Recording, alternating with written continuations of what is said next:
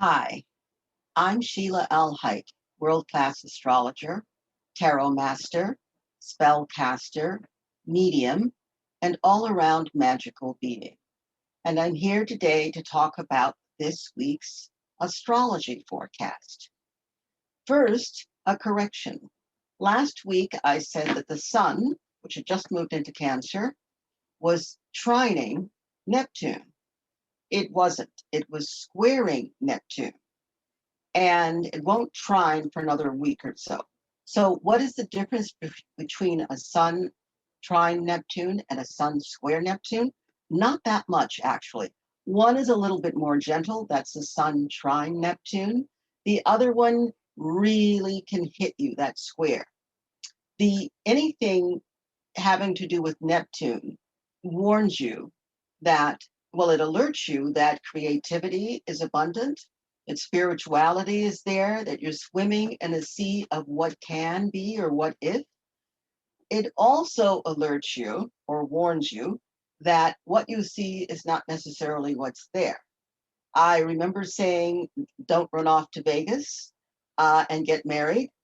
Same applies. Whenever Neptune is applying to a major personal planet like the sun or the moon, you have to be careful so that you use that energy correctly and that you're not misled by that energy. And as someone commented, wow, that was a typical Neptune mistake. It definitely was. Having misread my notes, there I was. So now about this week. This week is pretty interesting. Tomorrow, Monday, the planet Venus, the planet of women, of relationships, of beauty, of value, especially self value, that planet leaves the gentle, nurturing sign of Cancer and goes into the very dynamic, wild, walk on the wild side sign of Leo. It's a definitely a time for romance because Leo rules romance. It's a time to have fun. It's a time for parties. It's a time to express your creativity because Leo also rules creativity. So, with Venus, which rules art, going into the sign of creativity, what a perfect way to start or keep working on or finish that creative project. Have you been writing the script of the century? The book that will be the book for all time? Have you been thinking about painting something or making something, building with your hands in some way, or building with your mind and your imagination in some way? Manifesting it now is a great idea. Is the time is right for it. But do be careful around romantic relationships. Do enjoy them. They're going to be fun. However, don't try to make anything solid for a while. When Venus is in Leo, often one is in love with love. And you don't want to be in love with love and find out later that you committed yourself to a person who simply represented that feeling or that moment. Then we have, so this week, our aspects will be mostly subtle. There are going to be a lot of subtle influences. So there's less beware and less, wow, grab this. And there is more just be aware on subtle or nuanced levels that information comes in. One of those nuanced energies will deal with Mars. Well, not one, but several will deal with Mars and will deal with Neptune. And so, where Mars and Neptune are concerned, Mars will have you aiming and shooting at something, and Neptune will say, "Oh, that wasn't really there." So, whatever it is you feel is exactly it, the exact moment, the exact thing, Neptune is asking you to step back. It gives you the opportunity to step back and examine what you were going to say, what you were going to do, and how you were going to say and do it, and who you were going to say and do it with or to. In other words, what you see is definitely not always what you get.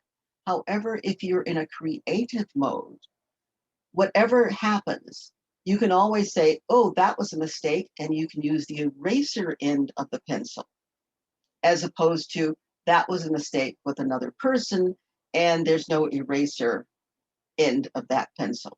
So channel your energy this week into creating, into creativity, into being a creative, uh, into being a creative person, and into allowing that aspect of yourself to speak to you and speak for you.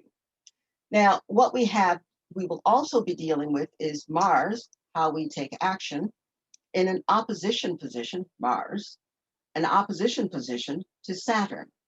There are rules. We all know there are rules. We don't necessarily like the rules or want to follow all the rules, but there are rules and we do need to follow those rules.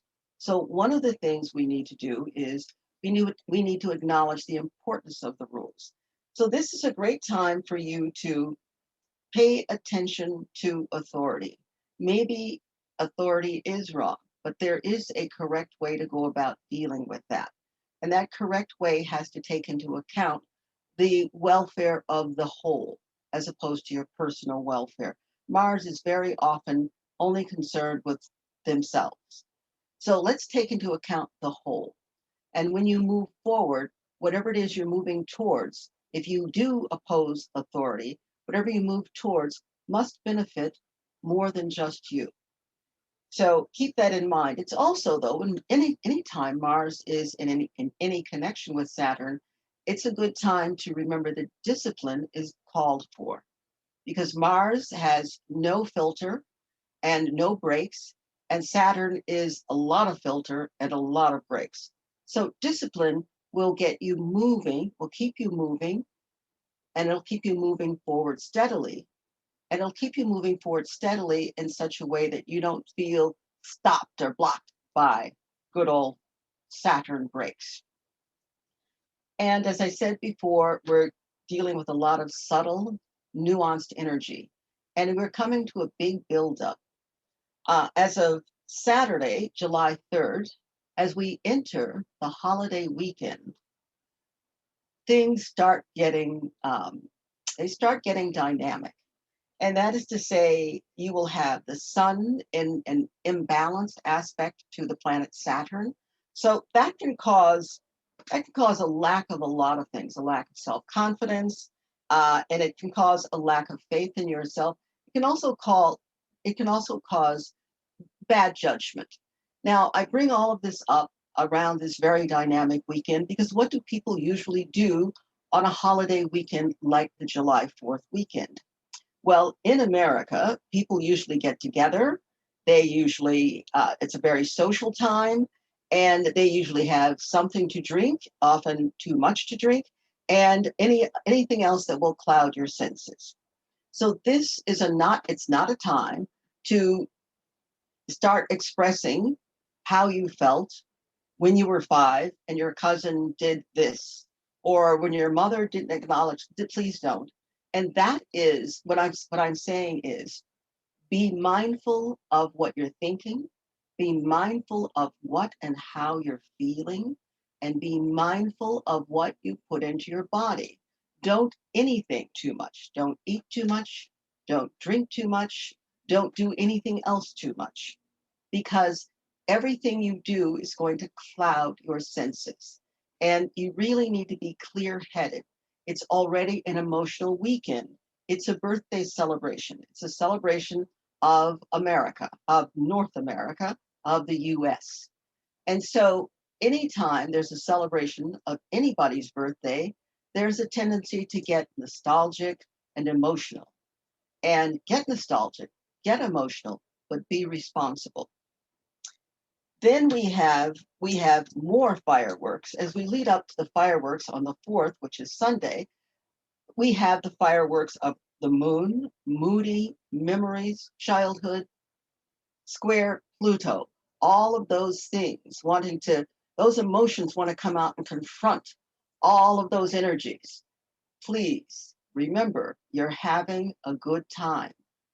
Have it responsibly. Beware of what you take into your body. Family fireworks can be just as detrimental as the ones that you buy at the fireworks shop.